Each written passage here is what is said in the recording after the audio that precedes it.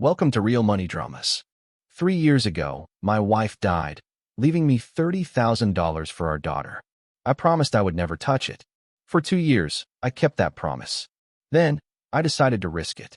My name is Ryan Clark. I still remember the last conversation I had with Julia.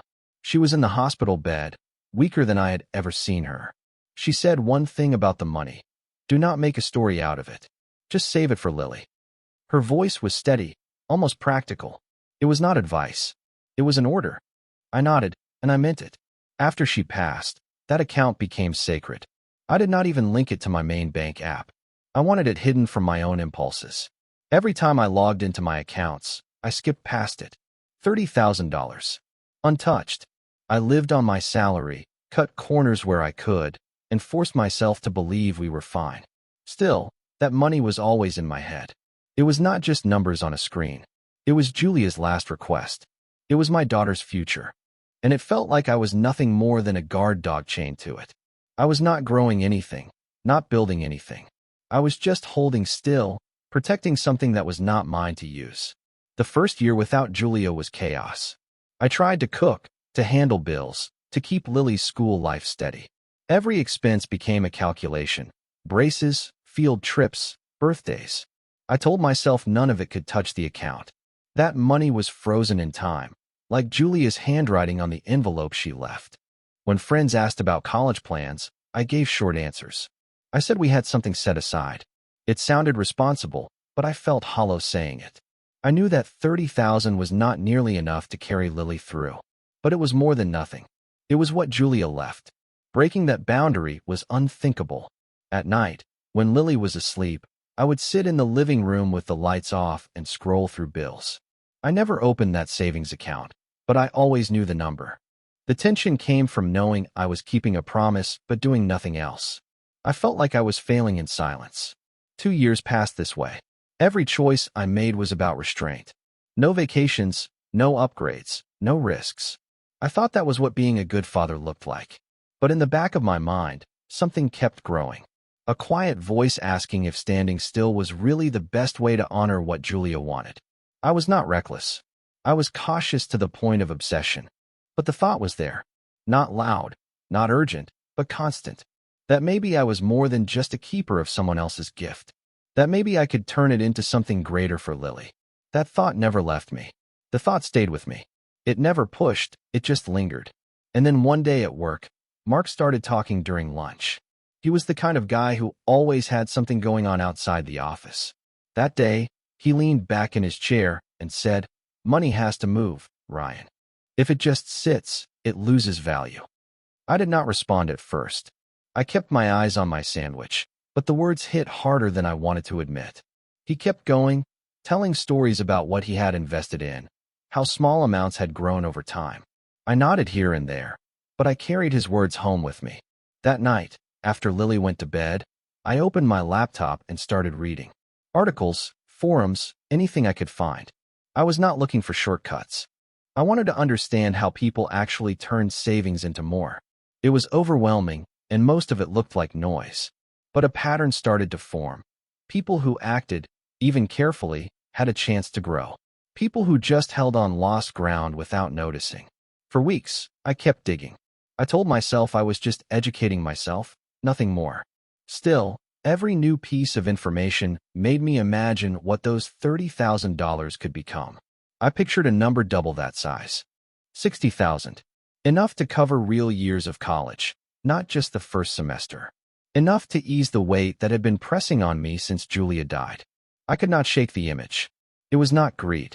It felt like responsibility. For the first time, I saw a way to be more than a guard. To actually build something for Lily. The idea of giving her not just what her mother left, but more. That felt like a purpose. Mark noticed me listening more closely.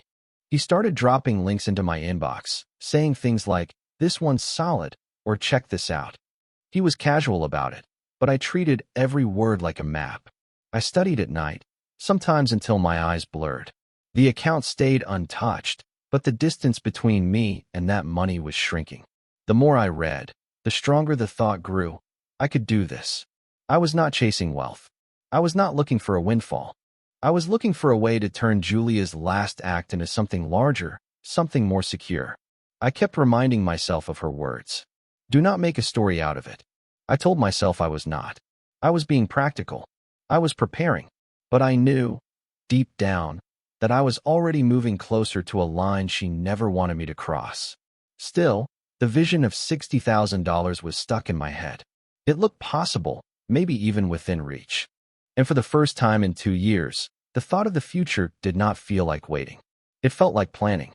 The number 60,000 stayed in my mind like it was already real.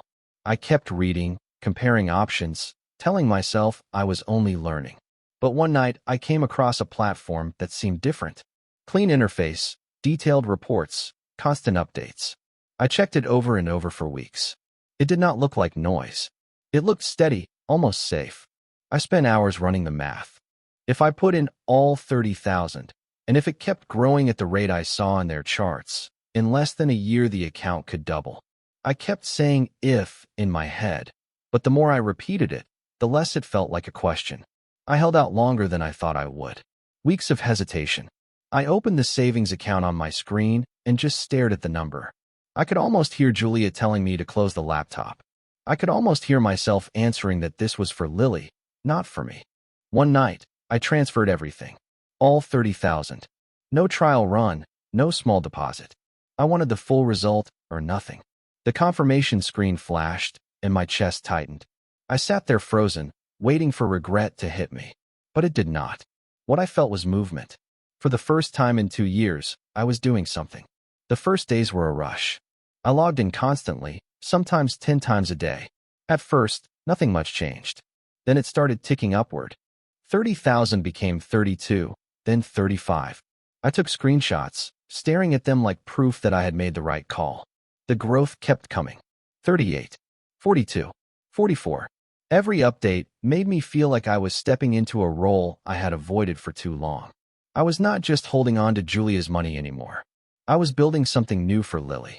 That thought carried me through every sleepless night I spent watching numbers climb. I started talking less about money with Mark. I did not want advice anymore.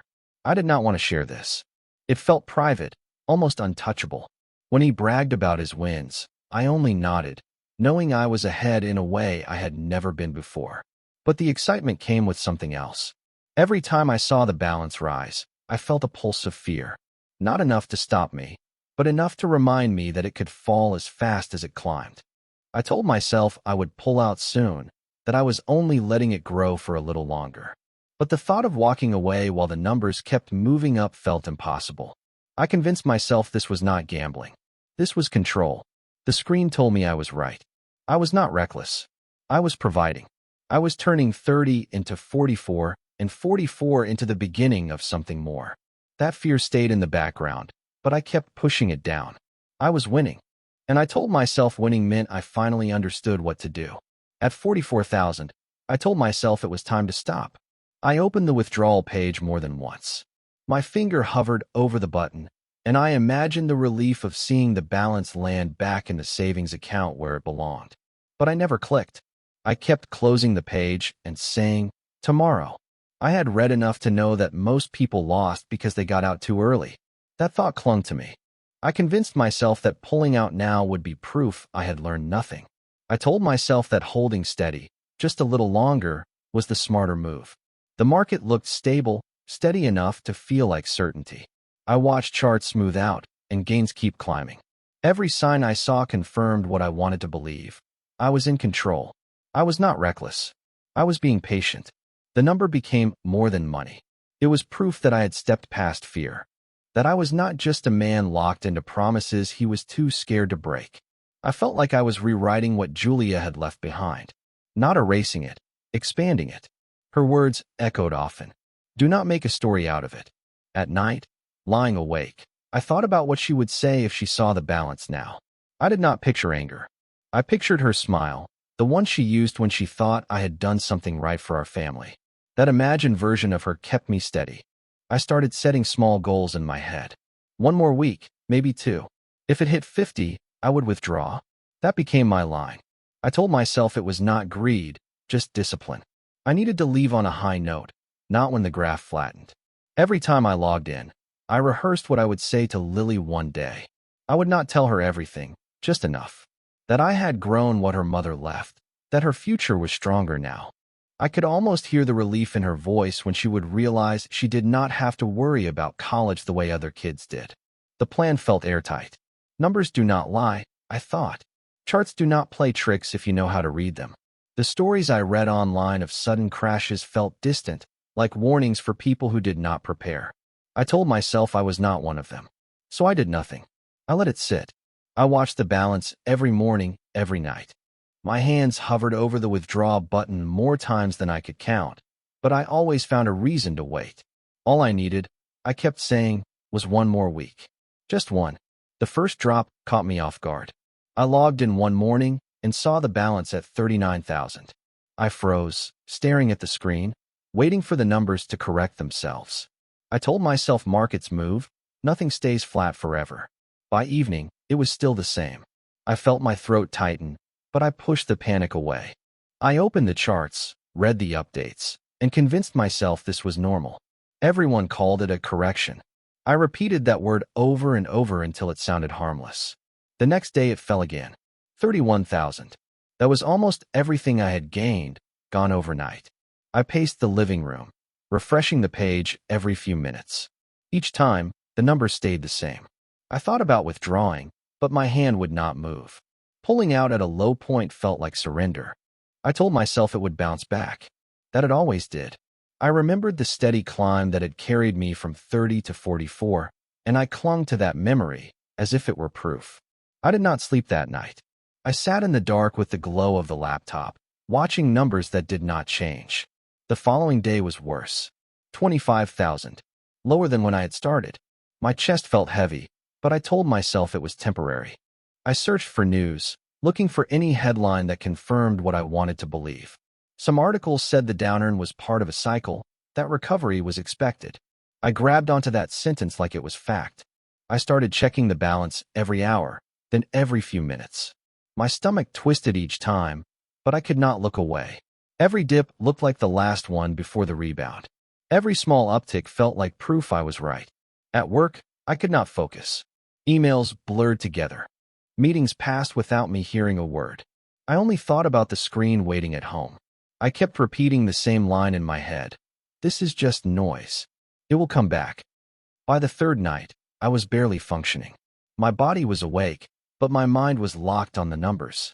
I told myself I was being tested, that anyone could hold on during the climb, but only the disciplined held on through the drop. That thought kept me from clicking withdraw, even as fear gnawed at me. The balance shifted again, and I whispered to myself that it was nothing. Correction. Cycle. Temporary. I kept saying those words until they lost meaning, but I did not stop. I was losing sleep, losing focus, but I stayed in. Because walking away now meant admitting I had risked everything for nothing. And I was not ready to admit that. The fourth day broke me. I opened the account in the morning and saw 19,000. My stomach sank, but I kept staring, telling myself I had seen worse drops in the past week. By noon, it was 11,000. I sat at my desk, not moving, just refreshing the page as if I could force the number to rise. That night, I could not even eat. I sat at the table with Lily while she picked at her dinner, talking about school, and I nodded at the right moments without hearing her. My mind was stuck on the screen in the other room. As soon as she went upstairs, I opened the laptop again. 4,000. I felt the blood drain from my face. My hands shook on the keyboard. Every instinct screamed to pull out whatever was left, but I froze. I whispered out loud that it would bounce back. That projects like this always had rebounds. That I had just entered at the wrong time, and patience would fix it. I slept maybe 2 hours that night.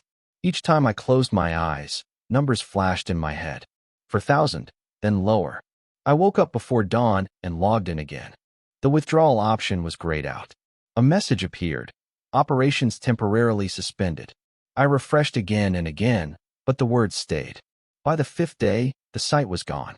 Just a blank error page where my balance used to be. I kept trying different devices, different browsers, as if some version of the truth would show up somewhere else. Nothing did. When I finally gave up and checked my email, there was a final message. Platform discontinued. Funds unavailable. That was it. No explanation, no apology. Just gone. I checked the linked account. What remained was $142.63. I read the number again and again, as if maybe I had misread a zero. But there was no mistake. Out of 30,000, out of Julia's last gift, that was all I had left. I sat in silence for a long time. The house felt heavy. I did not move, did not speak. My phone buzzed with work emails, but I ignored them. The only thing I saw was that balance. For 2 years I had been the man who kept his promise. Now I was the man who destroyed it. And there was no way to undo it. I closed the laptop, but the number burned into me. $142.63. That was what was left of my discipline, my caution, my promises. I did not tell anyone. Not Mark, not friends, not even Lily. I carried it alone. I stared at the error page until my eyes burned. The money was gone, and there was no one to call, no one to fight with, no way back. All that was left was the number I could not escape, $142.63. I shut the laptop and sat in silence. The sound of Lily's footsteps upstairs reminded me of what the money was meant for. Her future, her college, the promise I had sworn to keep. My chest tightened, but I knew in that moment I would never tell her. It was not fear. It was not about hiding. It was about weight. That money had been her mother's gift, and I had destroyed it. But it was not Lily's burden to carry. It was mine. She was a child, and she deserved to grow without knowing how badly I had failed. I imagined her asking about it one day. I pictured myself telling her everything, watching her face change, seeing the trust drain from her eyes. I could not let that happen. She would never hear the story of how her father turned 30,000 into nothing. She would only know that he tried to give her stability. I sat at my desk and opened the empty savings account again.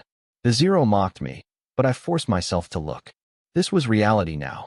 No safety net, no backup plan, only what I earned each month. I leaned back in my chair, letting the silence stretch. The guilt was sharp, but it came with clarity. I had one choice: keep going. Lily would not be touched by this. Her world would stay the same. School, friends, weekends with homework spread across the table. None of it would change because of what I had done. I started making small calculations in my head. My salary, my bills, what I could cut. I knew I would need to start building again, slowly, from nothing. But this time, it would not be with promises of doubling or shortcuts. It would be quiet, consistent, month after month. The thought of Julia came back to me.